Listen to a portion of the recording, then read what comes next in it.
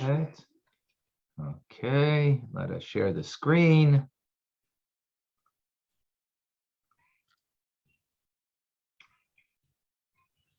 Here we are. What divine providence it is. We're learning the laws of shofar, and today is the first day of blowing shofar. Ooh, Yosef, do you have a shofar there? No. No? Okay. Oh, that's why I wanted to put the shofar on the page. No. Okay. Maybe at the end, I'll try to get it. I might have a shofar here. Maybe Okay. Label has one. Huh? Maybe Yeah. Label has one. Okay. When the label comes on, we'll ask him. All right. Chapter number 3 in the laws of shofar, sukkah, and lulov. Kamot kiyas chayv adam lishmoya b'Rosh Hashanah teshat kiyas l'pish nemer trua b'yovel b'Rosh Hashanah shalosh pamim. Chol trua b'shuta l'fanel b'shuta l'achara. B'pish lam dusha kol trua shel chodesh hashvi echad heim. Beim Rosh Hashanah beim kibbutz shel yovel tesha tkiyos toikim b'cholech v'ech mishneyen. Tkiya trua tkiya. So now we know we have to blow shofar, but how much do you have to blow? So we say 9 because it says Teruah, the word Teruah, by the Yovel of Rosh Hashanah 3 times. So that's 3. But every time it says a Teruah, we know you need to have a Tkiya before and a Tkiya after. So that's 1 before, 1 after. That's 3, 3, 3, 3. That's how you get 9. Number 2. 3 different blasts, in other words. 3 different blasts. Each one is done 3 different times. Number 2. Teruah zu amor b'Torah nistapik lo b'safik lefi orach Hashanah v'lei v'galos vein anu yodim me'echu im hayolah l'shmiel anashim b'nei beis shmiyavmin oy anach k'der shanach adam pam achar pam shidag li b'gadol. Now this Teruah that's between that it says 3 times in the Torah Teruah, but that's the ones in the middle. But then you have a Tkiya before and a Tkiya after. So the Teruah in the middle because the exile was so long. They're not sure exactly what it was. What is it, like a woman crying when a woman moans, or is it the size of a person sighing from distress, which is repeated type of the smaller sighing, or is it bigger type of? Or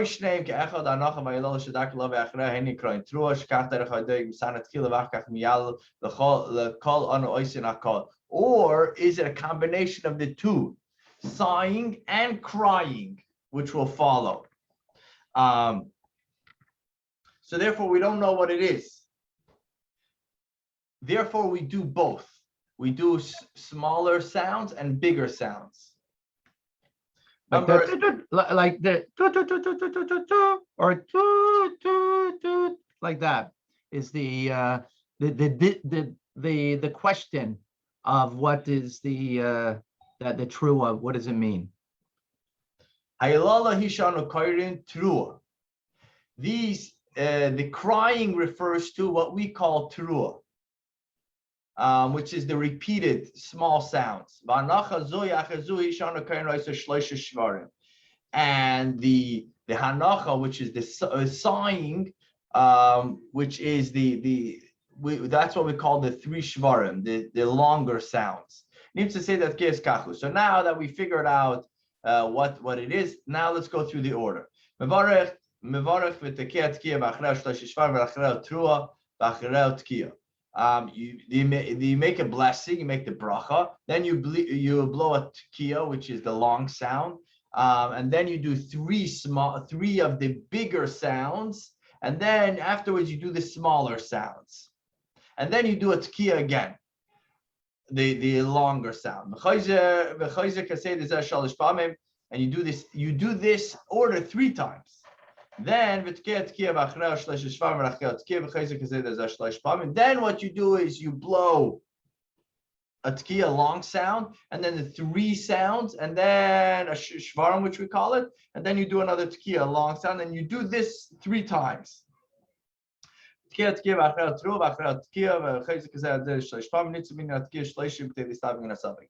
then what you do is you do the tkiyas, the long sound, and then you do the small, the tiny sounds, which is called the trua, and then you do the tkiya, and you do that 3 times. So what you end up doing is 30 sounds. So what you see from the Maimonides here is that really, according to the Torah, you only have to do 3. It only says trua 3 times.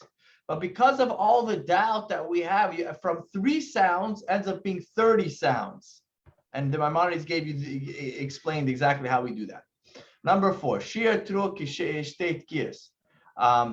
What's the length of the trua?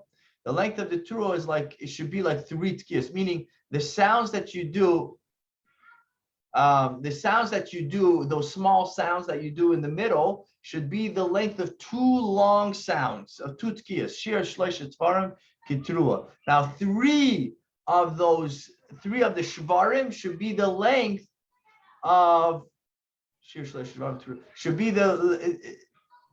sorry, 3 of those small sounds should be the length of 1 teruah. Now, what if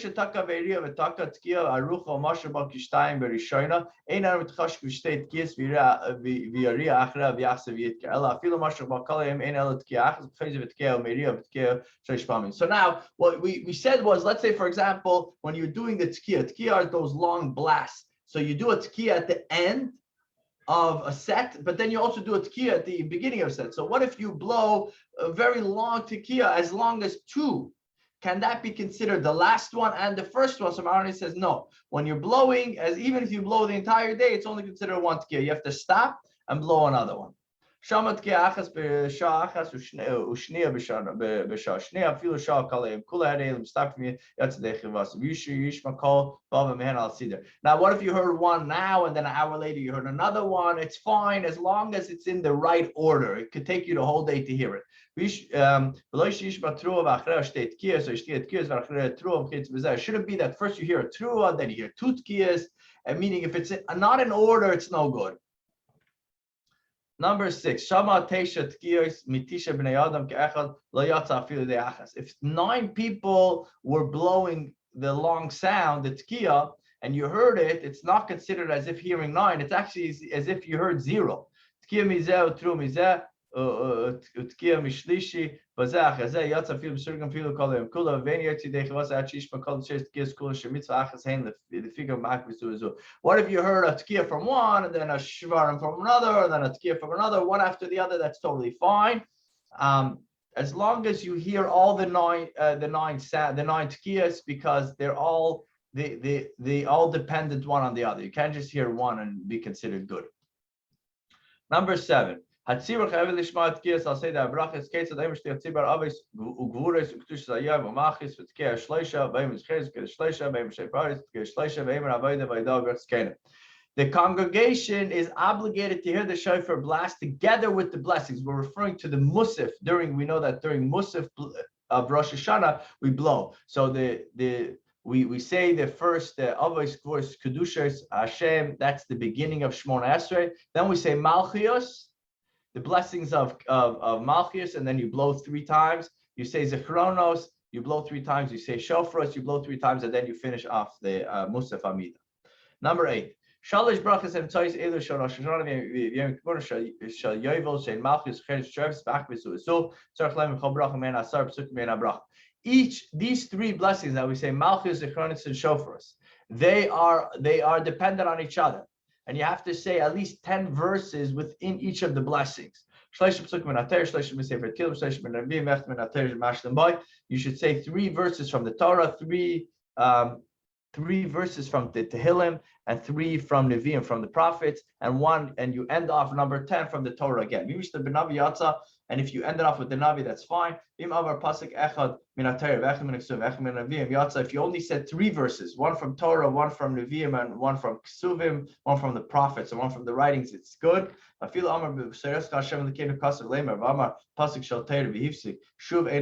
Even if you just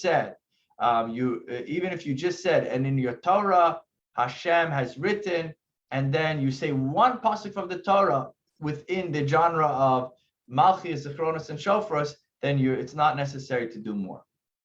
Number 9. Now, what you have to do is basically it's called Malchus, Zichronis, and Shofars, which means that verses about God being king, and verses about God remembering us, and verses about the shofar. So now they've set up already what to do. But if you decide to do other ones, it's fine. But just make sure you don't do verses that talk about punishment. So he's going to go through different verses that you should not use. Best is just keep to the machzor and you'll be fine. Zichronos kegoin, what's an example? Vayiskar kibasar hema v'chulu, Malchias kegoin b'chema shefucha emlech aleichem, shefaris kegoin tikum shefer begiva v'chulu, v'lo yiskar yachid afilu l'toiva. And so those are negative ones you should have mentioned. And also similarly, when you're mentioning Zichronos, don't just mention how God remembered a single person. Better mention how God remembered a community. I feel the Taiva Kagan Zachin Hashem Bertzena Mecha Zachil Kada Taiva Ufitonis Enik is a Chronos Kagan Pakati Escham and using the verb of Pakad is not like remembering, not like Zichronos. You are allowed to remember the punishment that was given to Gentiles. Kagan Hashem Mal Amim Schir Hashem Livnei Adam Yisrael Shalayim Hashem Elikim B'Shef Yitka B'Halach B'Sarei Seima Shema Yisrael Hashem Elikim Hashem Echad Atar Yisrael Das Chulu V'Yadata Yem Hashem Yisrael V'Chulu Kol Pasuk Me'elu Malchus Hu Inyane Afa B'Shem B'Zecher Malchus Barei Hu K'Moy Hashem Yimel Lamad Hashem Yishur Melech. So these are fine to use, even though they do not explicitly mention Hashem as the king. They are equivalent to saying Hashem Yimel Lamad, and therefore they're fine. Number 10.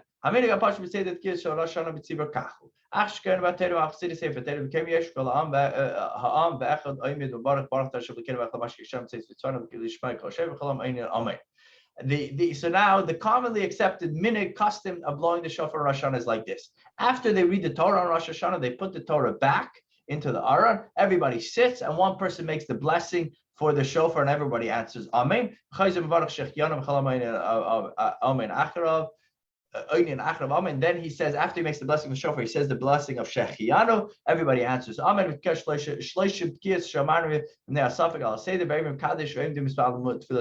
And you blow the 30 blasts that we mentioned earlier in this chapter, and then you pray Musaf.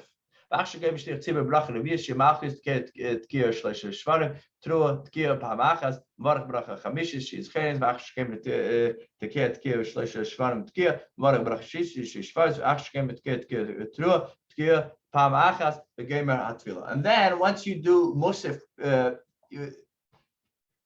after you do musaf, when you're doing musaf, when the chazan finishes the fourth, which is malchus, so then you do a tkia, 3 shvarim, trua, and then another tkiya, and then you say the 5th blessing, which is zichronos, and again you do tkiya, shvarim, tkiya, and then you do the 6th blessing, which is shofar, shofaris, and then you say tkiya, trua, and then a tkiya, and then you finish the davening. We do it a little different, that we don't just do 3 blasts after each one, we do 10 blasts after each one of them. Number 11.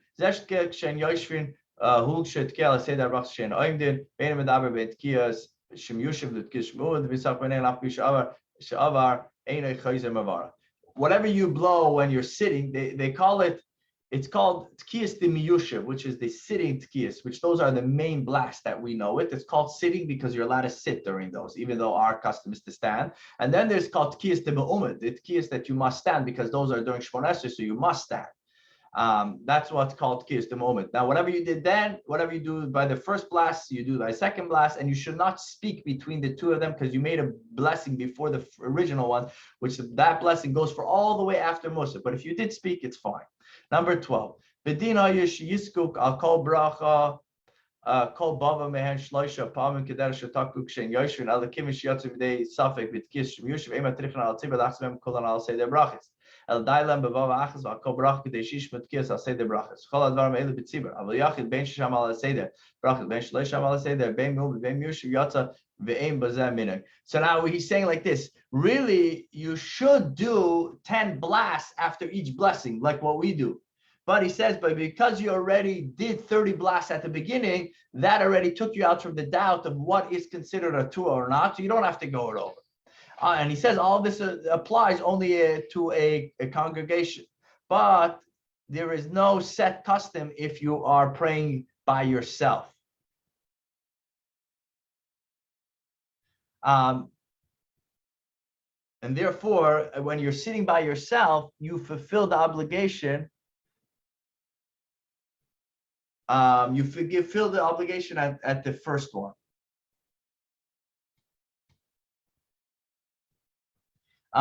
Meaning you just have to hear it the first time, and then you're fine. You don't have to hear it if you're davening by yourself. You don't have to hear it during Musaf. It seems like. Number 13. There's the first 30. Yes.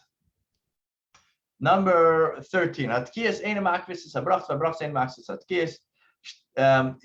Now the tkiyas, the blowing while you're making the blessings of Musaf, of Machis, Sukkot, and Shrevis, they're not dependent on each other. If you miss one, you can, if you only say the blessings, that's good, that's fine. If you only hear the blowing, that's fine. They're not dependent on each other. Now,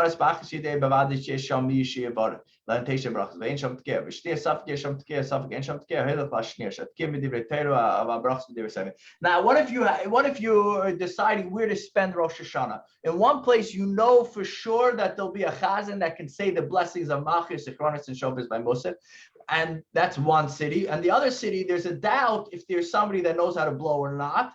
But in the original city, there definitely is nobody knows how to blow the shofar. So he says, better go to the city that you're doubtful you hear the shofar, because the shofar is biblical when the blessings are only midrabanan,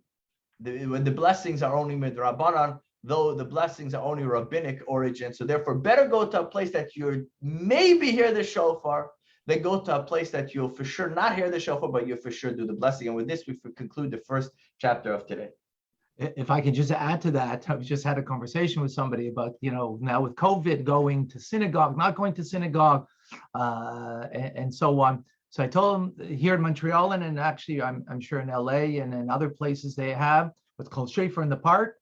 Best thing is for Rosh Hashanah, if you're not going to be in synagogue because of COVID for whatever reason, or it's too far, in a park near you that you can walk to, go hear the shofar, because that's the most important mitzvah to fulfill. That's the most important mitzvah to fulfill. Thank you. It's a label. Yeah. Do you have a shofar? Yeah. Could you blow and just show everybody the different blasts, what they are?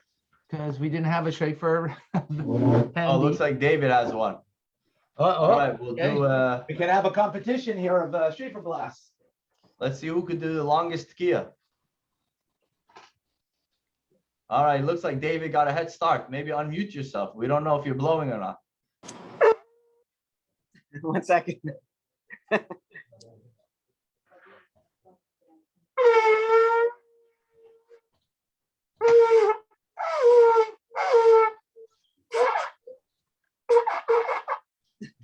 I haven't mastered it.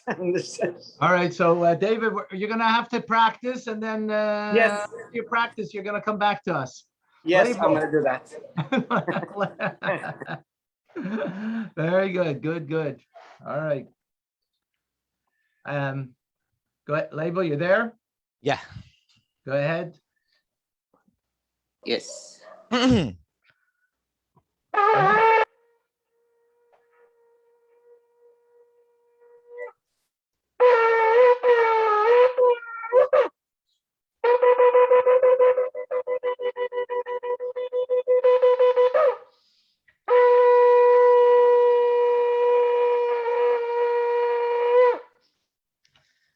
So the long, you heard the long one at the beginning, a long one at the end. That's called the tekiah.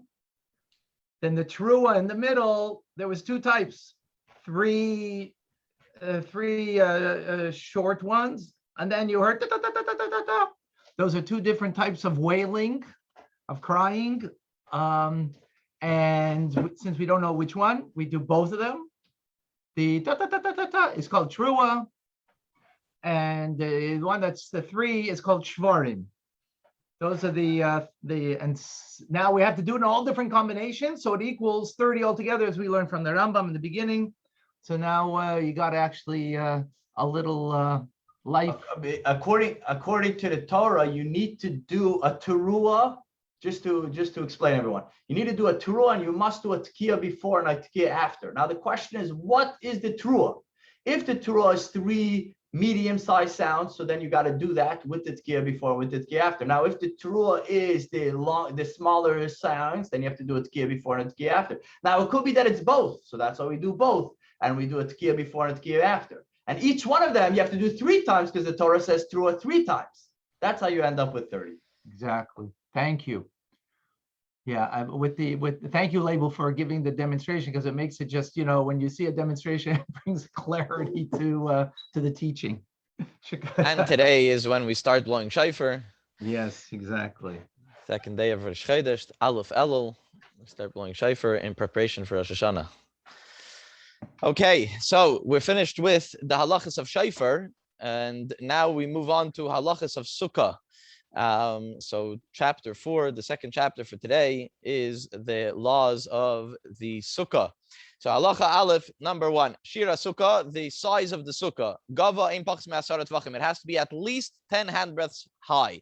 But it can't be more than 20 cubits high. So it has to be at least 10 tvachim, 10 handbreadths tall, in order to be able to get in, at least most of a person. And then it can't be too high that it's like not, 20 cubits is like, I don't know, at least the size of 3 or 4 stories, right? It's like almost 30 feet. 30 feet, yeah. So so like 3 or almost 4 stories high. It can't be that high. V'rachba, and its width, ein pachas mishiva tvachim al shiva tvachim, and its width, the size of it, so that's the height, but the size of the width of it has to be at least 7 handbreadths squared. V'yesh laila ha'isa b'rachba afilu kama milin, and you're allowed to make it as wide, as big as you want. It can be even a few miles wide. And this is based on the fact that it says in the Torah that ultimately it's possible for all the Jews to sit in one sukkah, so that you need a very big sukkah for. So it could be as big as that. Yes, but if it was less than 10 high, less than 7 squared, or higher than 20 cubits high, even if it was even a drop over 20 cubits high, so it is not a kosher sukkah. Number 2, sukkah she'ein lo shalosh tvan is psula. A sukkah needs to have at least 3 walls. If it doesn't have 3 walls, it is not kosher. If it had 2 full walls, if it's this side, this next to which is in the form of an L shaped. Gam is Greek letter. A Greek letter that's an L shape. So you make an extra, so that's 2 walls. So you make an extra wall, but it doesn't have to be a full wall. It has to be at least a handbreadth, and you put it as close to one of the 2 walls within 3 handbreadths of it, and that is good enough. And you have to make also a door frame. And that fills to make it into 3 full walls. And this is similar to the way it's explained. Good, how are you? Yosef, you're not on mute. It's very similar to the way we do it in Halakhs of Shabbos, that at Tzuras HaPesach, the opening of a wall that is mentioned in all places. Even if it's 1 stick on one side, 1 stick on the other side, and v'kana al gabeim, and a lintel on top of it, even if it doesn't touch each other, it is considered to be a door frame. Halacha Gimel number 3. What if there were 2 walls opposite each other, and there's a pathway to go in between? So this is like a alleyway, right? It's a walkway, and you're walking between 2 walls. So you make you make a side that has at least 4 handbreadths and plus a little bit. Mishloisha samach lachas mishtei adfanes ukshera, and then you hold it up with less than 3 next to one of them, meaning that when there's less than 3, when there's 3 and when there's space of 3, so it's called lovud. This is a concept we're going to bring up a few times over here. When there's space and the space is less than 3 handbreadths, so it's considered as if that space was filled. So if you have a wall that has space of 3, so that's good. And then there's also, we're going to talk about soon, from the floor and up. And then it is kosher. And then you still, even if you're going to make a little bit of a third wall, you still need to make a doorway. It doesn't have to have actual door, but it has to look like a doorway. And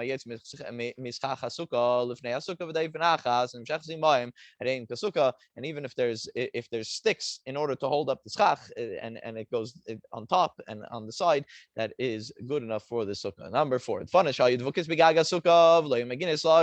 What if you had sticks that were holding up the roof of the sukkah, the schach, and they didn't touch the ground? If the space between that stick and the ground was more than, it was 3 or more tfachim, handbreadths high, so then it's not kosher. But if it's less than ksheira, then it's kosher. But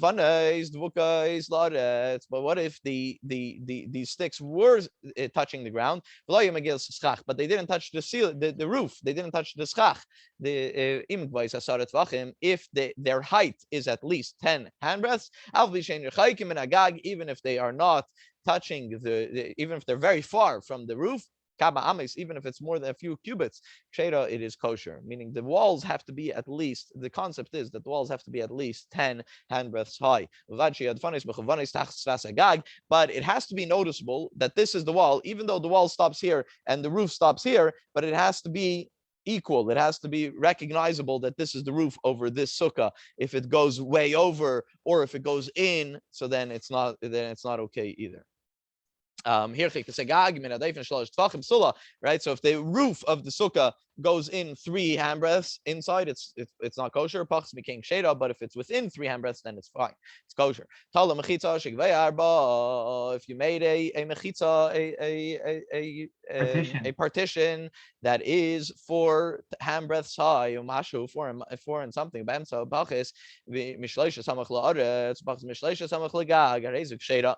So what if it was 10?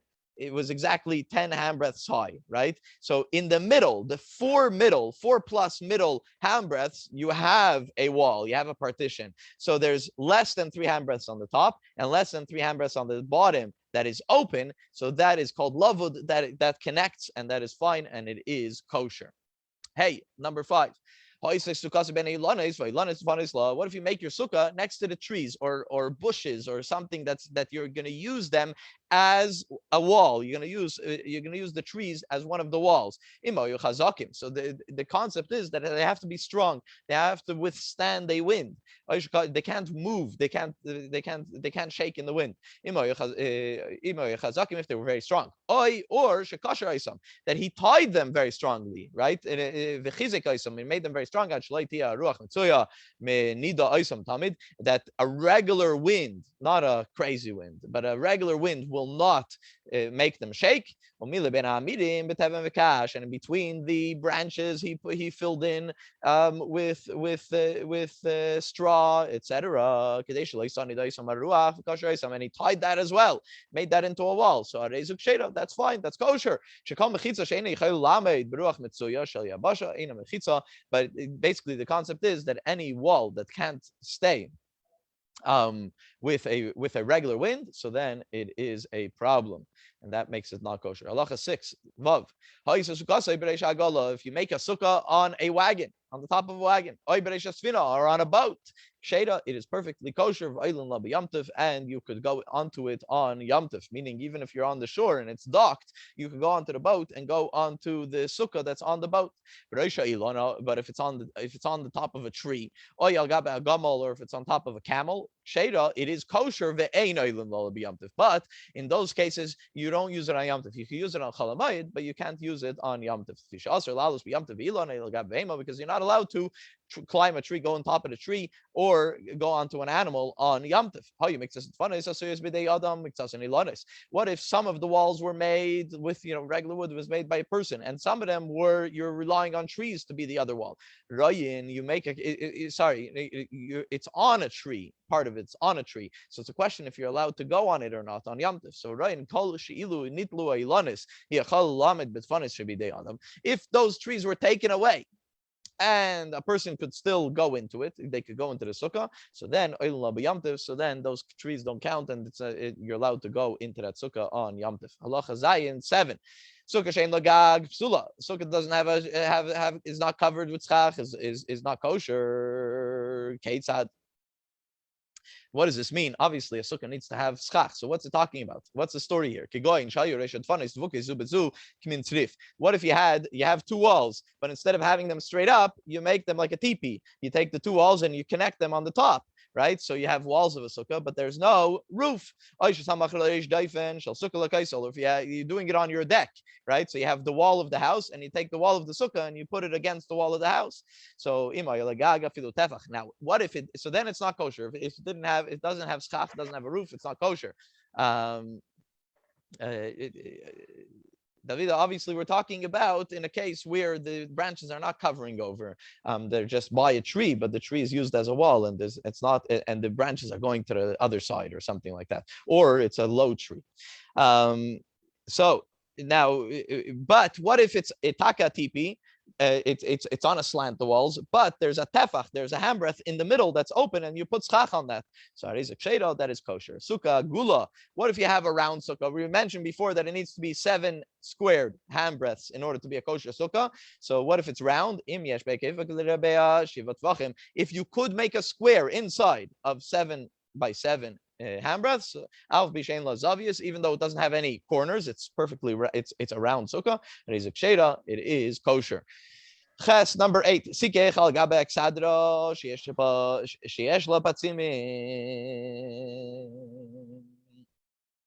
Now, what if we talked about this before? If it's 2 walls and it is like an alleyway, so there's a wall on one side and a wall on another side, and they put beams at the end of each wall in order to like close up. So the third wall is just a beam from either side. So now these beams can either be seen. So when you have 2 walls, they could either be seen from the inside of the sukkah, one on the inside on the right side, and one beam on the inside on the left side, or on the outside, right? That you could only see them on the outside. So either way, whether they're seen from the inside and not seen from the outside, whether it could be seen only from the outside and not from the inside, that makes it into a kosher sukkah. Number 9, but if it didn't have those beams, those sticks, it is not kosher because it is a sukkah that is made like an alleyway. Because it only has the 2 sides of the wall. It only has 2 sides. There's no wall that's on that's closing that alleyway, and it doesn't even have beams to make it, make like a tzuras pesach, to make a doorway. Sikech al gabi movid. Halacha yud. Number 10. If a person puts schach over an alleyway, right? So there's an alleyway, and sheyesh lechi, and this alleyway has, for Shabbos purposes, it has a what's it called, a eruv, and the eruv that it has is a lechi. A lechi is, huh? I'm just showing a picture. Can't see it. A lechi means basically what we talked about before. It's a beam on either side. It's not enough that you could just close it. It needs to have a beam on either side. That's what a lechi is. So this is a alleyway, but there is a beam on either side. Today, when we make such an eruv, you need to have a lechi, which is a marcation, a mark of the point, and yet a lechi on one side and a lechi on the other side, and we connect a string on top of it. You can't just connect. To make an eruv, you can't just put a string across. That's not good enough. It has to have a lechi. It has to have those markings, those sticks. So now, if this alleyway has this lechi, which we talked about before, it had those poles. So and he put schach on top of this alleyway, or on top of a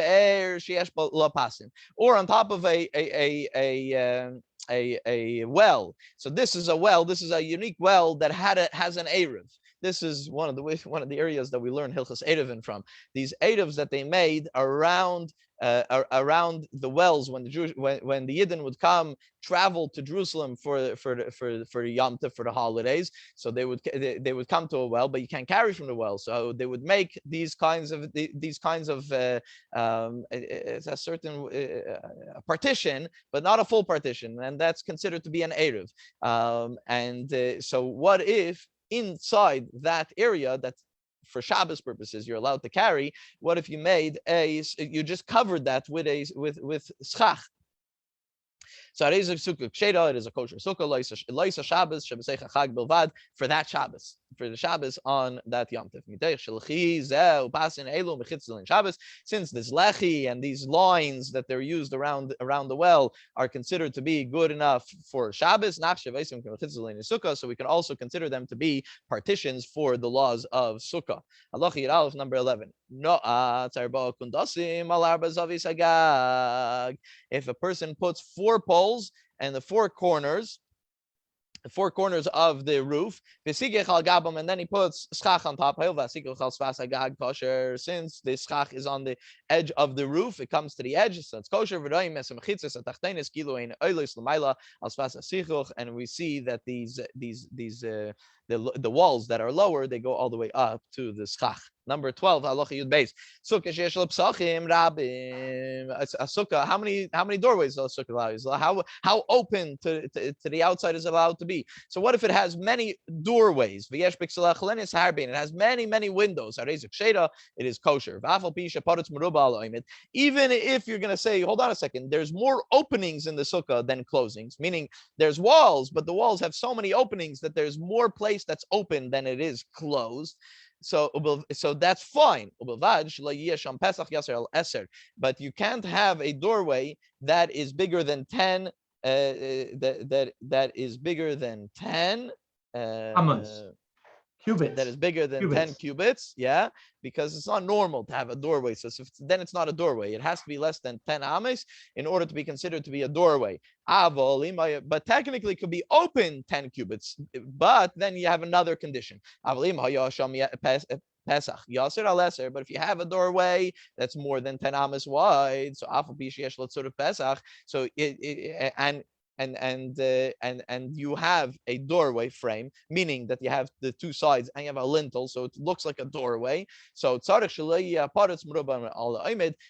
you have to make sure that all the walls equals that the openings are not bigger than the closed parts, and that's the condition that you have over there. Halacha Yud Gimel, number 13. Sukkah she'avira gavaya me'esrim ama u'miyata b'chorim v'kases eine miyat v'afilu bitla. Now, what if you have a sukkah, but the sukkah is higher than 20 cubits high, right? So it's 4 or 5 stories high. It's too tall. Now, what do? You're going to take your blankets and your pillows, and you're going to make a higher floor. You're going to raise the floor with blankets and pillows. If you do that, it's not good enough. Even if you say, I don't care about my blankets and pillows. What's the worry? The worry is that you're going to come and take the blankets and pillows away, right? So the halacha is, the Rambam says that even if you say, I don't care about these blankets and pillows, I'm going to leave them there forever, it doesn't matter. It doesn't raise your floor in order to make it to make the roof lower. Now, what happens if miyata b'teven ubitlay? What if you made a floor and you put straw? You filled it up with straw. So let's say it was 21 cubits high. Right, so 20 is already not kosher. So you take 2 cubits high of straw, and you put it on the floor. So now it's only 19 cubits high, right? So if you said I don't care about that you say that it's there and it's going to be there for permanently. So so then it's fine. Then it is considered to be a raised floor and it's good. And of course, if you put earth, you raise the floor with earth, and you say I'm planning on leaving it there forever, permanently, so then it is fine. But if you just put in earth there, it's not good enough, because we're worried that you're going to come and take it away at some point, and then it makes it a not kosher sukkah. What if it was very high, but the schach and branches, they come down within the 20 amas, within the 20 cubits. So if that level of schach makes it more more shade than sun, so then we consider that whole roof, that whole schach, to be a thick roof, and therefore it does come down and it makes it into a kosher sukkah. Number 14, so now another scenario. Again, the sukkah is 20 cubits high, more than 20 cubits high. So what do? They took and they made a bench or a table or a bed or something, and you're going to sit on that table or on that bed. So now technically from you to the roof, it is less than 20 amas. So if you built that kind of bench, if it's in next to the middle, meaning you're putting it into the middle of the sukkah, if it goes the whole length of the sukkah, then it makes the sukkah kosher. I mean, it's sad, but if you put it on the side, not in the middle, and if it has more than 4 cubits from one side to this bench or this table or this bed, so it's not kosher. But if it's less than 4 cubits, then it is kosher. If you built it in the middle, now if there's 4 cubits to any side to the wall, then it is not kosher. But if it's less than 4 cubits, then it is kosher. Okay, and it's as if the walls are touching this bench or this bed, and therefore it like levels the floor to the level of that bed or table. But and from this table, from this bench until this chach, Palchas Me'aser Mama is less than 20 cubits.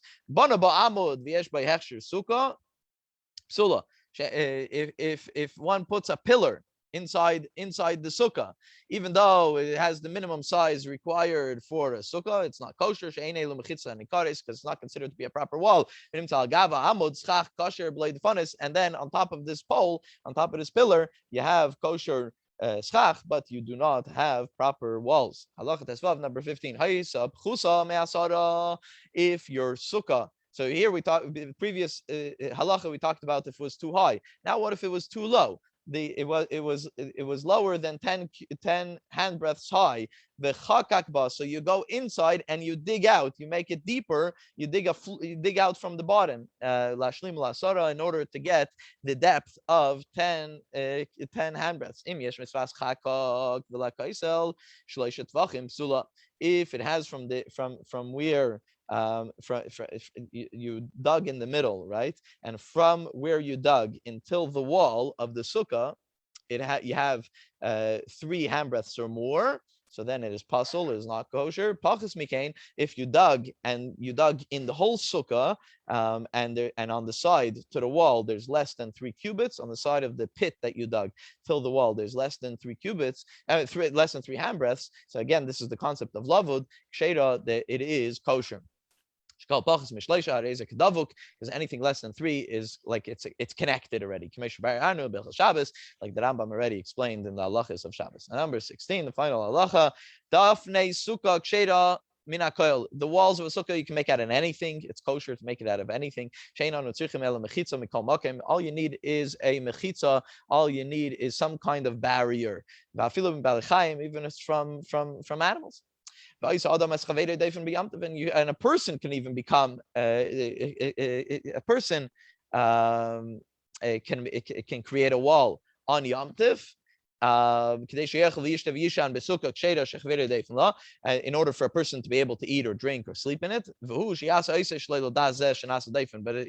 it's only if he did it not having in mind to make a wall. If it happened, he put something there and it became a wall, but he shouldn't do it on purpose on Yom Tiv. Also be Yom Tiv, you're not allowed to do it on purpose on Yom Tiv, and then if you did, you're not allowed to use it on Yom Tiv. But on Chol Hamoed, obviously you're allowed to build a sukkah.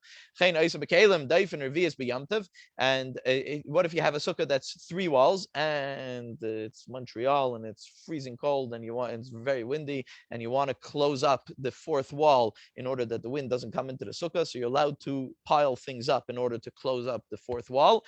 You're allowed to do that on Yom Tiv. But if it wasn't a kosher sukkah, it only had 2 walls. Remember, we said it has to have at least a 3rd wall or part of the 3rd wall. And it doesn't have a 3rd wall, so you're not allowed to make part of the 3rd wall on Yom Tiv. You can't do that on Yom Tiv, because then you're making a sukkah that wasn't kosher, you're making it kosher. And you're not allowed to make a temporary dwelling, a temporary tent on Yom Tiv, and therefore you're not allowed. And with this, we finish the 2nd chapter for today. Thank you, Label. This was, you need to get a degree in architecture for what we just learned. And you got a quick degree. Thank you very much. Yeah. Or you need to build a sukkah many times over, and then yeah, but we build it. We don't build it with all those, No. on the line specifications. Right? No. We're not building it 40 inches high, less than 40 inches high, or more than 30 feet high. Right. So remember that when we're learning here the laws, we're learning what the principles are of the law, and therefore we're never speaking about the way we do things, because the way we do things is, to the utmost manner of possibility. But when we're learning the law, we're learning of all of the principles and the parameters within the law. So now we're going into chapter 5 of Sukkah. Look at that. We just went from the holiday of Pesach yesterday. Finished off Pesach yesterday. We've got into Rosh Hashanah, continued Rosh Hashanah today, and now we're all already holding by Sukkot. This teaches us that the holidays are meant to be celebrated a whole year, meaning the message of the holiday at least, and even the laws themselves. Okay, now we're going to learn about schach. One of the ways that if someone is Jewish, by the way, I could tell, can you say the word schach? Because that's not a word, an easy thing, the guttural sound for someone to be able to say. So, folks, let's all say together, schach. Okay. Schach. All right. Good. Okay. Very good. Okay. What are the requirements regarding schach, which is the greenery, the bamboo, and so on and so forth that we put on top? That is the main part of the mitzvah of the sukkah, and are not. So the requirements are that not all substances are acceptable to be used for this purpose. For schach, we may use only the substance which grows from the ground, that has been detached from the ground, though. It grows from the ground, but has to be detached from the ground. And has been and is not subject to contracting ritual impurity, which we'll learn a bit about that, and does not have an unpleasant odor, and does not have any elements which fall off it and wither consistently. Right? That in other words, it's always going to fall apart, whatever it is then that's not good either. Halacha number 2: when a person uses schach, a substance which does not grow from the ground, is still connected to the ground, or is subject to contracting ritual impurity, the sukkah is not acceptable. However, if he transgressed and used as schach a substance which has elements which fall off and wither, in other words, it might be maybe the leaves are going to fall off, or there's like pricklies on the leaves and they fall off, right, and so on, or which possesses an unpleasant odor, it is kosher. Our sages said, only that one should not use these eschach, lest one leaves one sukkah and depart. In other words, it's going to be a bad odor, or it's going to be something that there's prickles on it, and they're always going to fall down, and therefore they're going to fall in your food. You won't want to eat the food. You're going to go inside, right? Unpleasant odor. You don't want to be there, so you're going to go inside. You're not going to fulfill the mitzvah properly. So, but if you did do with these things, it is still a kosher sukkah, but it's not what you should. One must take care that the branches and the leaves should not descend within 10 handbreadths of the ground, which is the 40 inches, right? If it's within the 40 inches, that means it's too low. And therefore it's not so that one will not be uncomfortable in using the sukkah, and then it would be defeating the purpose of you should be in the sukkah and comfortable. If one used metals, bones, or hides eschach, it is unacceptable. Why? Because it does not grow from the ground. If one suspended vines and the like over it until they made a sukkah, it is unacceptable. Why? Because they are not uprooted from the ground. So it has to come from the ground, but it has to be uprooted from the ground. Should one use wooden utensils, mats that were made to lie on, and the like, eschach, it is unacceptable. Why? It comes from the ground, uprooted, because they are subject to contracting ritual impurity. Something that has a functionality to it can become ritually impure of things that come from the ground. Similarly, using broken or worn out utensils, eschach, is unacceptable, since these substances were subject to ritual impurity. The latter law was instituted lest one use broken pieces which have not yet attained a state of unquestionable purity.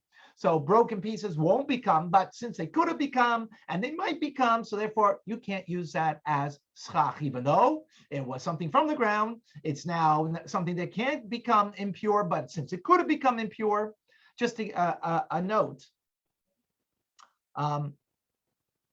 something that grows detached and now becomes a product that is functional, right?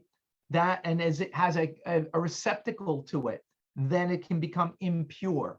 So anything that can become impure, again, cannot be used as schach. Number 3, if one used foods as schach, it is unacceptable. Why?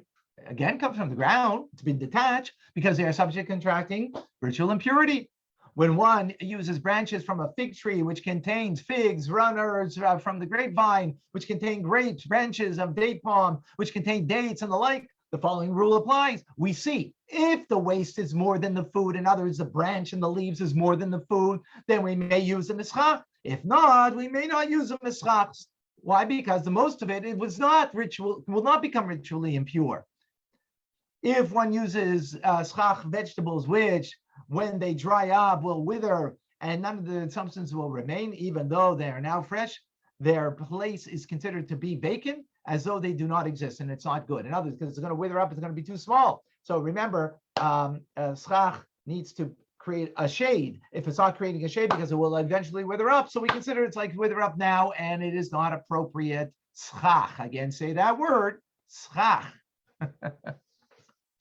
Number 4, if one used eschach branches of flax, which were not crushed and combed, they are kosher. Flax grows because they are still considered to be wood.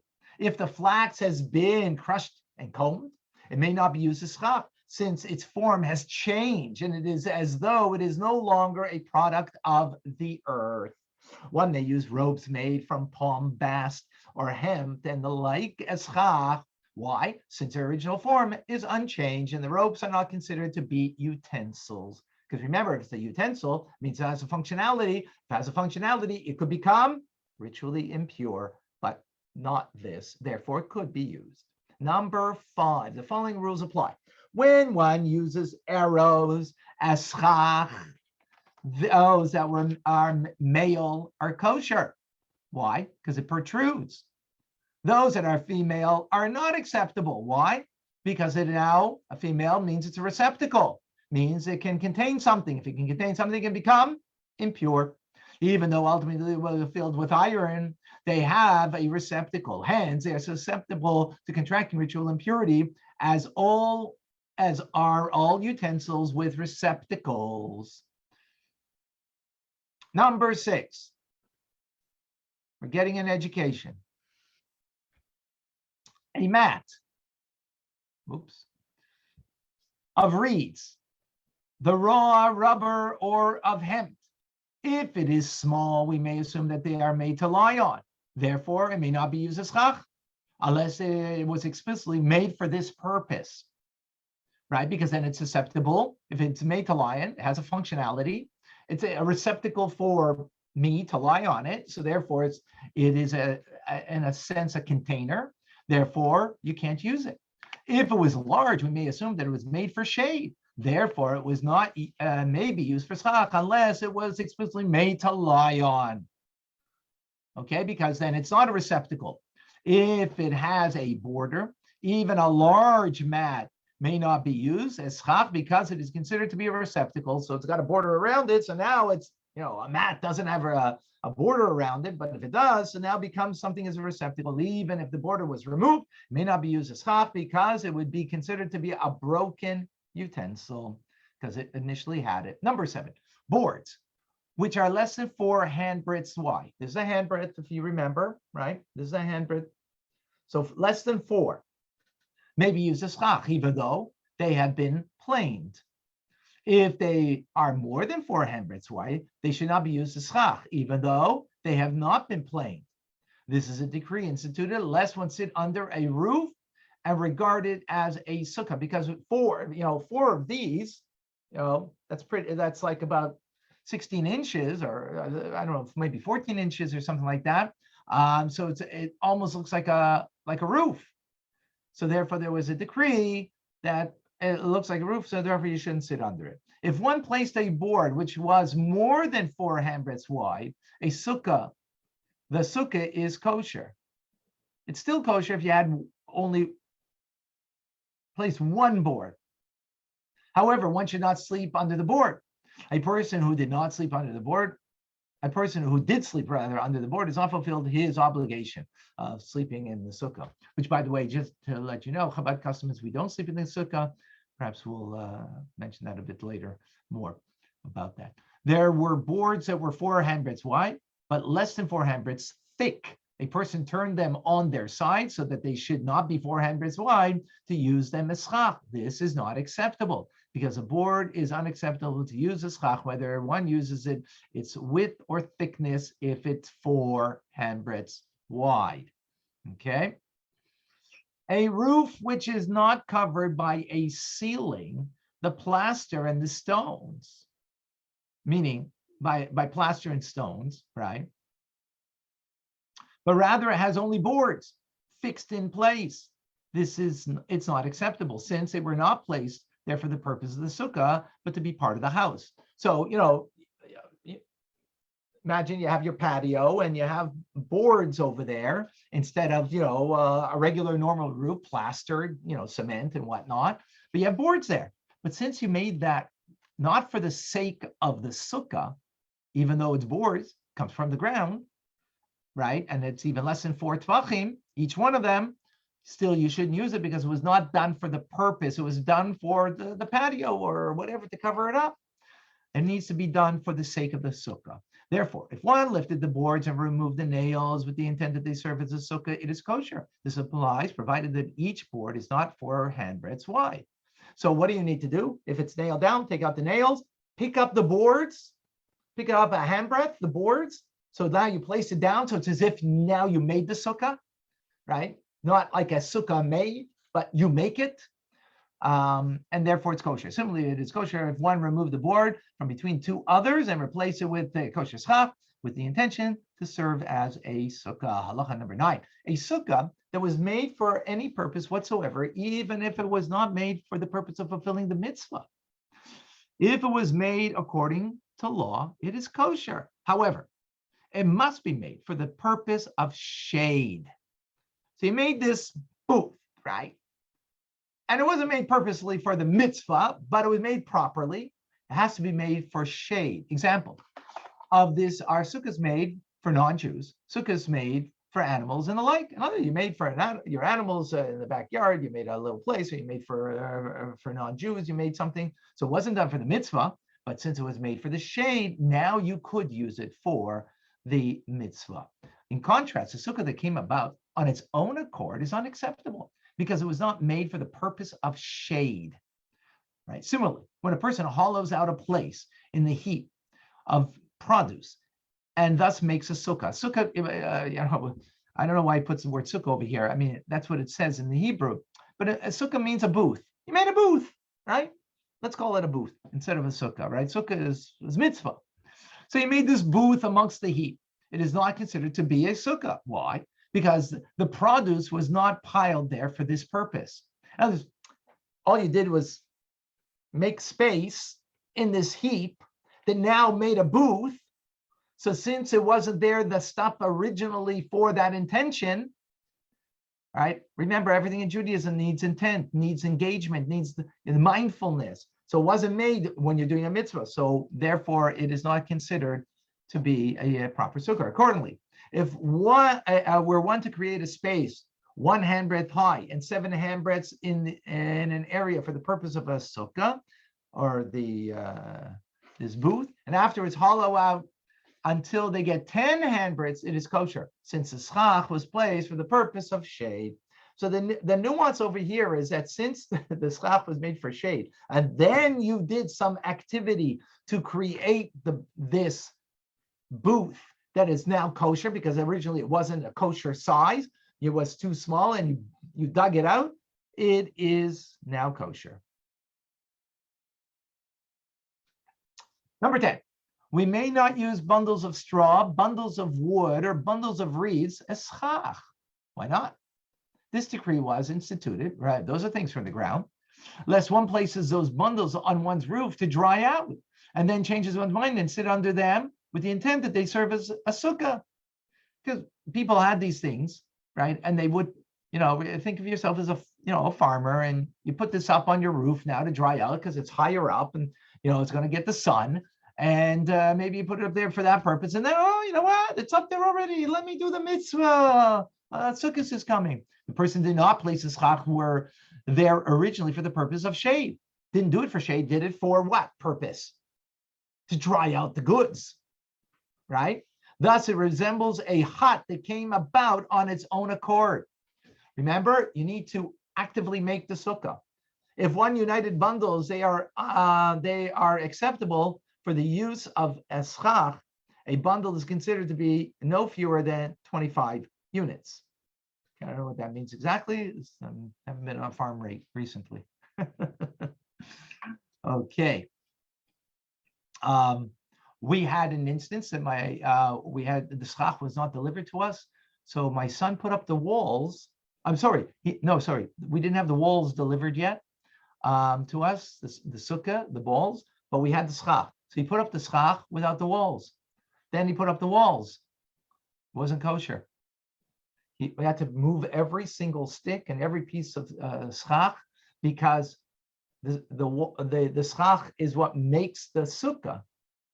If you now put the schach and then put the walls, so then it's a made sukkah rather than making a sukkah, right? And it's not kosher. Number 11. Small bundles that were tied together to be sold by number may be used as schach. Similarly, if one cuts off the top of a date palm and the branches are bound to it, it may be used as schach. Why? Because the elements that are bound naturally are not considered to be bundles. Furthermore, if one tied the top of the branches from one side, they thus appear to be a single bundle with one or of its two ends bound naturally, and the other are bound as a result of human activity, it may be used as schach. A single tree which is bound up is not considered to be a bundle, but rather a single piece of wood, since the branches are bound together naturally. That's the nuance over here in this law, is because we said bundling together is an issue if you did that. But if it's bundled naturally, then it's considered like one bundle. Similarly, any knot which is not strong enough to hold when carried is not considered a knot, and a resulting bundle may be used as schach. Number 12. A person who constructs a sukkah under a tree is considered as though he built it within his home. You can't have it in your home, a sukkah. It has to be outside of your home. So likewise under a tree, right? The branches of a tree, that is. If one drape the leaves and branches of trees over the sukkah and then place schach over them, and only afterwards detach them, the following rules apply. If the amount of kosher schach exceeded the branches, it is kosher, because you have most of it was done in a kosher way. If the amount of schach, which originally was kosher, did not exceed the branches, right? Those branches that are there, that are draped over, then one must remove them after detaching them, so that they will have been put in place for the purpose of the sukkah. Because then you having this, you're making it from a made place rather than making it. You need to make it rather than having it made. Number 13, if one mixes a substance which may be used for schach with a substance which may not be used for schach, and use the two as schach, even though the quantity of the kosher schach exceeds that of the substance which is not acceptable as schach, the mixture is not acceptable. I don't know what kind of example that is. Hold on.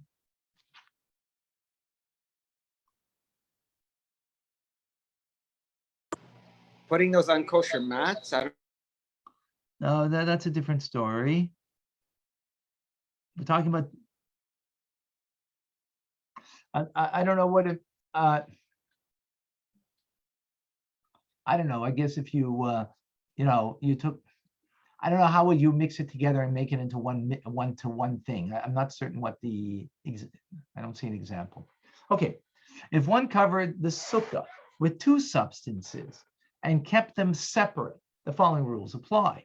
If there are more than 3 handbreadths of substance which is not acceptable as schach in one place, whether in the middle of the sukkah or on the side, it's not acceptable. So if you had three handbreadths of the unacceptable, wherever it is in the sukkah, not good. Less than that, then it would be okay. Again, remember we're learning principles over here. We don't do things this way, right? But we need to learn them so we understand Jewish law. We understand God's will that He wants us to be a part of. Number 14, when does the above apply? In a small sukkah. However, in a large sukkah, where there is a substance that is unacceptable as schach in the middle, it disqualifies the sukkah if there are 4 handbreadths of it. So there, in the big sukkah, you need 4 handbreadths of it. If there's less than that, the sukkah is kosher because it's a larger sukkah, right? Where the substances that is unacceptable as schach is at the side, it disqualifies the sukkah. So here we spoke about in the middle of the sukkah, right? But what if it's in the on the side of the sukkah? On the edges, right? Sorry. Where the substance is unacceptable in the middle, it disqualifies the forehead. Okay. Where the substance that is unacceptable is schach, it is on the side, it disqualifies sukkah if there are 4 handbreadths of it. If there is less than that, the sukkah is kosher. For example, a roof of a house which is opened in the center of the schach placed over the opening. So you have a sukkah, you have a roof over it, right? It's open in the center. A courtyard surrounding by an exedra, a balcony, which was covered with schach. A large sukkah over which was placed a substance that was not acceptable as schach near the sides of the wall. In these cases, if there are 4 cubits, this is a cubit, 1.5 feet or more from the edge, right? So 6 feet from the edge of the kosher schach until the wall, it is not acceptable. If it's 6 feet closer, right? If it was less than that amount, we view it as though as the wall had been crooked and the substance that is not acceptable as schach is considered part of the wall and it is kosher. This concept is halacha received from Moshe Sinai. A bit complicated over here. Let me see if I can bring it. So if it's less than the 6 feet, so then it's considered, what we do is we look at as, we call it not part of, even though it's part of the schach is the roof, but we call it part of the wall. We made it part of the wall, and it's a crooked wall. So then it's going on right. If the non-kosher part was in the 6 feet close to the wall. So then we make it considered like a crooked wall, and therefore it is acceptable. Again, this is when you're using less than 4 cubits from the edge. This is Halakhs of Sukkah. Okay, let's continue because a lot more, and it's very tricky, some of this stuff. What is a small sukkah? Any sukkah whose area is no more than 7 handbreadths. This is a handbreadth by 7 handbreadths. That's a very small sukkah, right? 7 of these by 7, 49 square handbreadths. What is meant a large one? Any sukkah whose area is large enough that 7 handbreadths by 7 handbreadths of kosher schach will remain besides a schach, which is not acceptable. So on top, that has to be 7 by 7. That's considered a large sukkah. Okay, if one used schach, substances that were acceptable as schach, and substances that were not acceptable as schach, right? Like we said, if something that has a receptacle to it, or it's food and so on, right?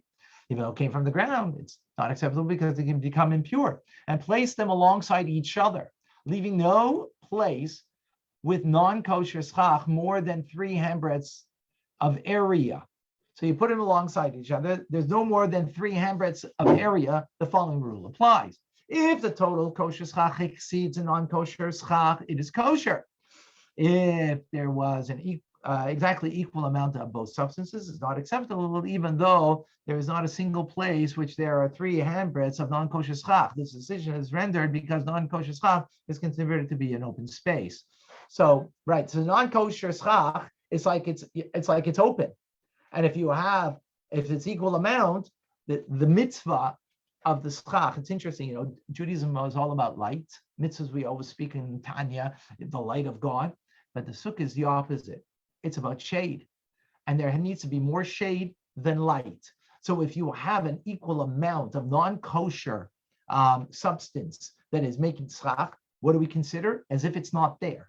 And therefore, it's equal light with equal shade. If it's 50-50. Now, how do you know 50-50? That's not the point. We're giving parameters of the law, right? So it's 50-50. Therefore, it's equal light, equal shade. That's not a sukkah. Sukkah has to be more shade than light. That's why if the kosher schach is more than the 50%, therefore it's more shade than light, it's kosher. Clear? We're good? Getting hands up? Thumbs up here? Amazing. Number 17. If one spread a cloth above the schach, or spread one below it to catch the leaves, which fall, right? It is unacceptable. Or like you put your, you put a plastic over because it's going to rain, right? You see, so I've got the schach there, but you put something over it. It's not kosher. If one spread it under the schach as a decoration, then it's kosher. Similarly, if one covered the sukkah with schach, as required by law, and adorned it with various types of fruit, delicacies, and articles which hang from either the walls or the schach as a decoration, it is kosher. Chabad customs actually don't put any kind of decoration, but legally it is kosher because you are not putting it there as schach.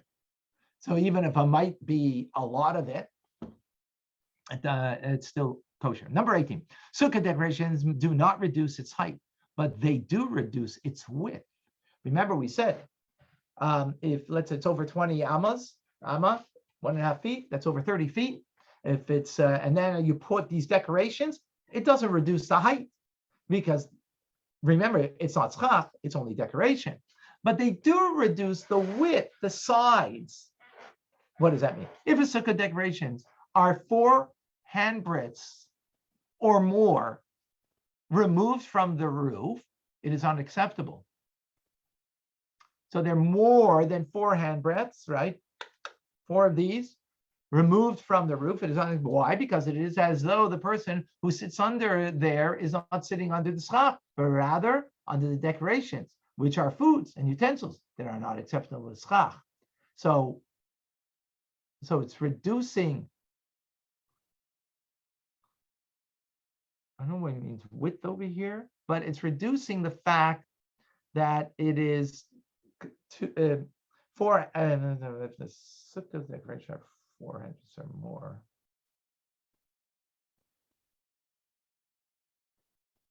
So, Okay, I'm not clear why that is. Give me a second.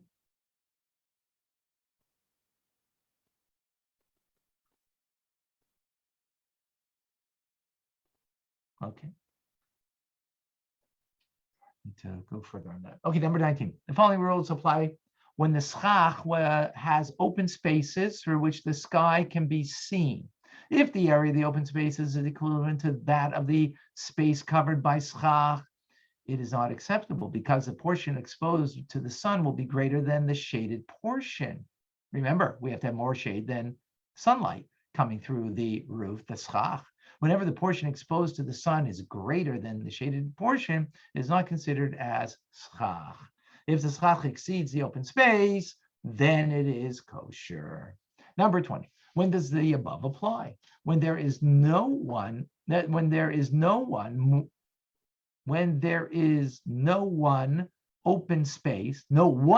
space of three handbreadths, right?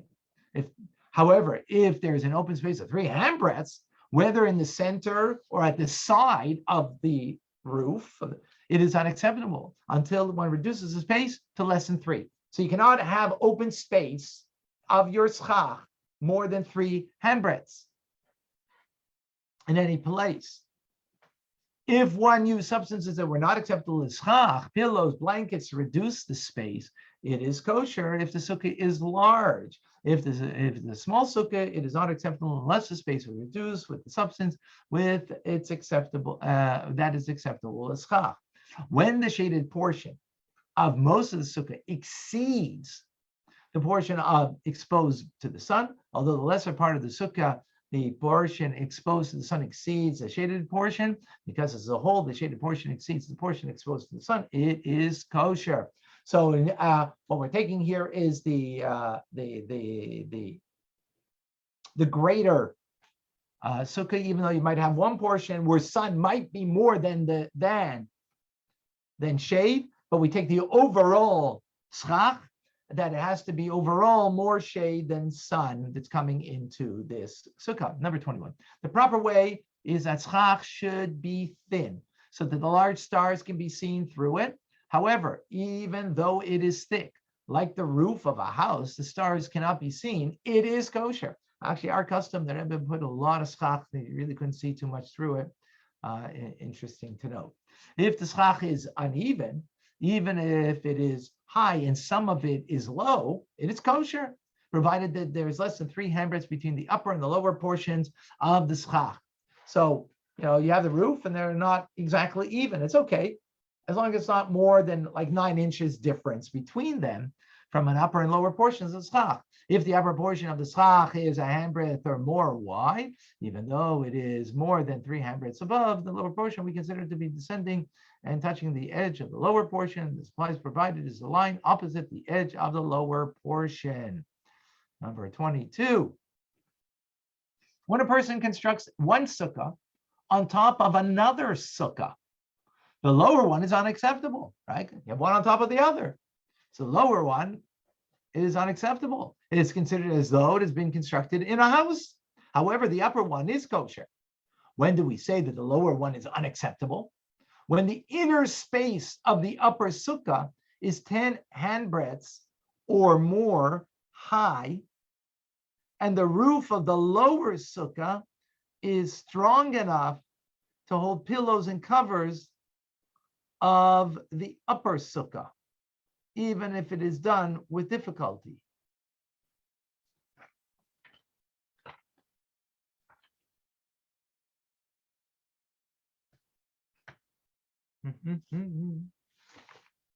No. However, if the inner space of the upper sukkah is less than 10 handbreadths, or the roof is less than 10, or the roof of the lower sukkah is not strong enough to hold the pillows and the covers of the upper sukkah, even with difficulty, even the lower sukkah is kosher. This applies provided that the height of both of them does not exceed the 20 cubits. Since use of the lower sukkah is permitted because of the schach of the upper one, right? Because the lower sukkah, I mean, it doesn't,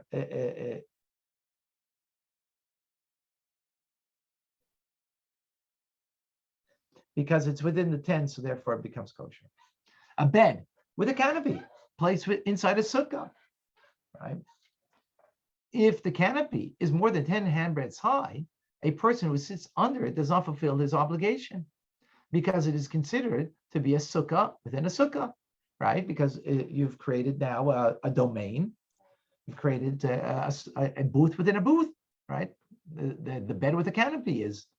Similarly, a canopy with a roof, even as small as a handbreadth, if it is 10 handbreadths high, one may not sleep under it in the sukkah. By the same token, if one sets up 4 pillars and spreads a sheet over them, if they are 10 handbreadths high, they are considered to be a sukkah within a sukkah. But if it's less than that, then it's okay. In contrast, should one spread a sheet over 2 pillars or use a canopy that has a roof of less than a handbreadth, it's less than a handbreadth, no matter how high they are, it is permitted to sleep under them within the sukkah. They are not considered to be a sukkah within a sukkah because they do not have a roof, right? Because this is not considered a roof because it is less than a handbreadth, and it's only over 2 pillars rather than 4 pillars. That's why, right? It's more like a teepee. So it's not considered like a roof. A borrowed sukkah is fit to be used on the holiday, even though, right? Why? Because the mitzvah is to sit in the sukkah. You don't have to own a sukkah. Similarly, a stolen sukkah is also fit for use. Not that you should steal a sukkah. We're talking about the law if you can fulfill the mitzvah. Why? What does the latter imply? If a person attacked a colleague, forced him out of his sukkah, stole it, and dwelled in it, the attacker has fulfilled his obligation because the landed property cannot be stolen. Right? In other words, he's landed property cannot be stolen. Similarly, if he stole wood and made a sukkah from it, he has fulfilled his obligation because the sages ordained that the owner of the wood is entitled only to the monetary worth of the wood. Even if one steals boards and merely put them in place without attaching them or changing anything about them, he has fulfilled his obligation. If a person constructs a sukkah in a public domain, it is acceptable. Shall we conclude? Let me explain. Because when you steal something, when you steal the wood over here, you own the wood now. You have to pay back money.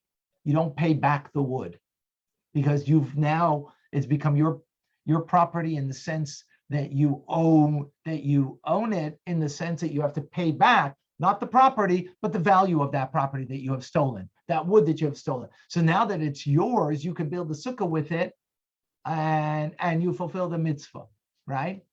Obviously, not that one should steal a sukkah. That's not the intention of the halacha over here. Again, it's giving us the parameters for us to understand the concept over here. The concept again being that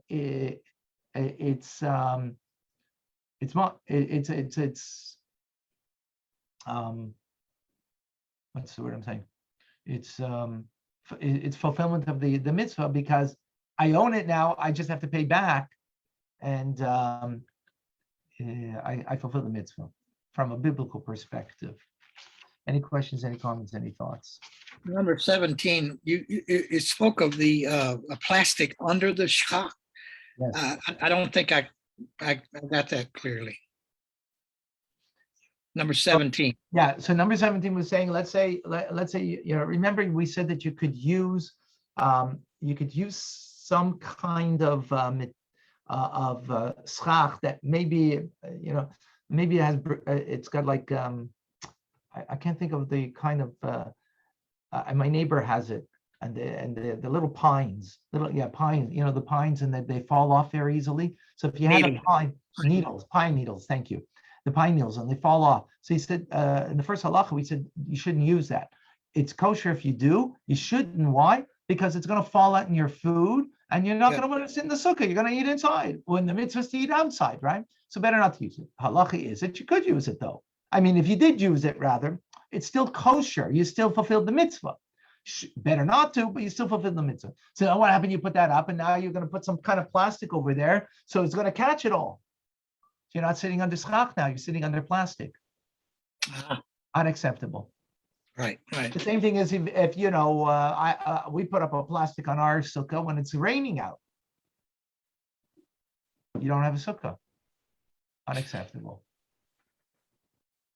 Right? You can't sit under the plastic. You have to remove the plastic in order to sit on it.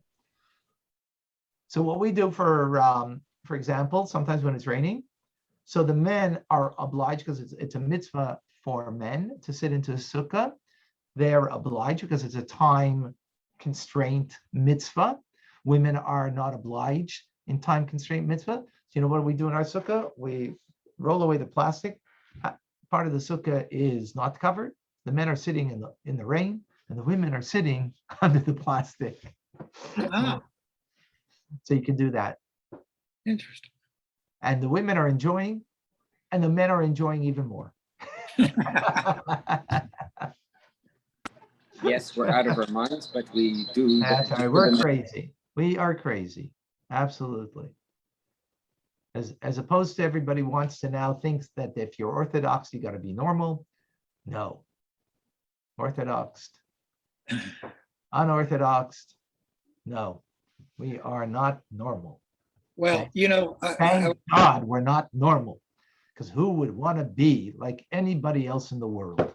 I only want to be a Jew. also, you know, there's, yeah, we're talking about, you know, scores of rules, but if you didn't have these rules, then you'd have thousands of variations of whatever somebody wanted to do different, right? It would be the Wild West as far as no halakha would contain it. I mean, that's where we live in, you know, the Wild West. You know, everybody does whatever is good in their eyes, and Right. God gave us the Torah that we should do what's good in His eyes. Exactly.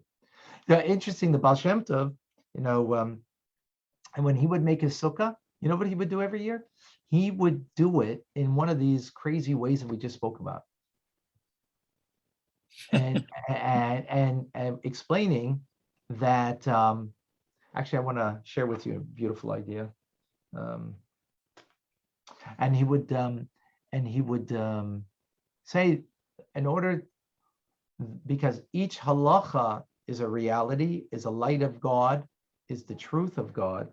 So he would do it always within that parameter to bring the light of God based on that particular halacha. And we just learned this in Tanya. Right? We learned in Tanya 613 mitzvahs, remember? That's the seed of a mitzvah. That's the father of the mitzvah. The mother of the mitzvah is the oral Torah. The oral Torah, which is what we're learning right now, is the Rambam, oral Torah. What is the oral Torah doing? As a woman does, she takes the seed and now she develops it right into a complete fetus with hands, with feet, with 248 organs, 248 details of mitzvahs that now have many more. Each mitzvah has many components to it. So here we're doing one mitzvah of sukkah. Look how many details that there are over here, and these are just the parameters.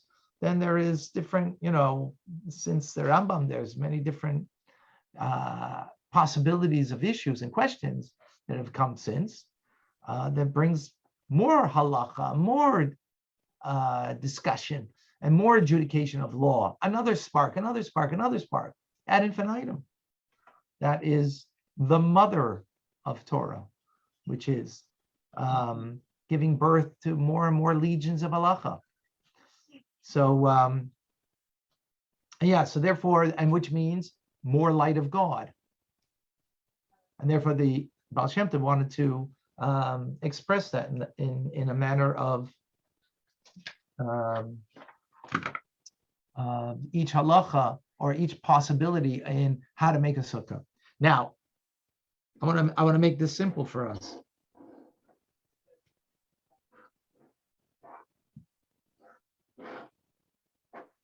My son, Label, he did the previous chapter. I spoke about schach now.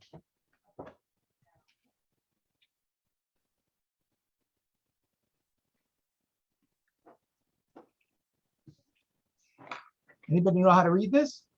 What does it say? Sukkah. Thank you. A sukkah, the word is a sukkah. Mhm. One way, 4 walls, 3 walls, 2 walls, and a bit. The 3 ways you can make a kosher sukkah, the 3 basic ways. In the word itself is what a sukkah is and how you can make a sukkah. I put the vowels below because you could put with a vav, right? But that's a vowel. So you have the vowel below, and that's the root of the word samach chaf hey. The 3 ways that we learned in the previous chapter on how you make a sukkah. Amazing. Yeah. Any other questions? Any thoughts?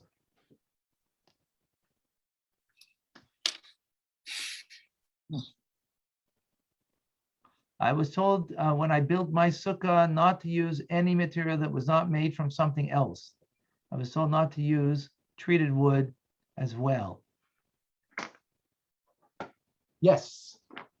Rambam didn't speak about treated wood, but you're right, you shouldn't use treated wood. You can use bamboo, but you have to be careful with bamboo. It has to have a hechsher because it should have been made. A bamboo mat has to be made for the sake of a sukkah. If it was made for something else, then it might receive tuma, impurities, and therefore makes it unkosher. So it has to be made for the purpose of sukkah, right? So you could use, the best thing is to get yourself bamboo, get bamboo mats that are made, again, has a hechsher to it. So that way, it was done for the sake of using for the sukkah. Or you can get, thin sticks that you can buy that are unfinished. Or of course, the green stuff that you get, of course, to get that is the traditional thing. And the Rebbe sukkah was done just with that. And a lot of schach, actually, the Rebbe put on his sukkah. All right. Any questions, any comments, any other thoughts? Clear? We're good? It's good. Beautiful. All right, folks. Amazing. You're great. Thank you, Rabbi. God Thank bless you, all. Rabbi. Bye. We'll see you tomorrow morning. Thank you, or Rabbi. afternoon. Have a great day. Great day. Be well. Good Chodesh, Thank you, everybody. Rabbi. Good Thank you, Rabbi. Chodesh. And you heard the shofar. Chodesh, Oh, everyone. beautiful. Amazing. Bye, Dish. Chodesh, be well.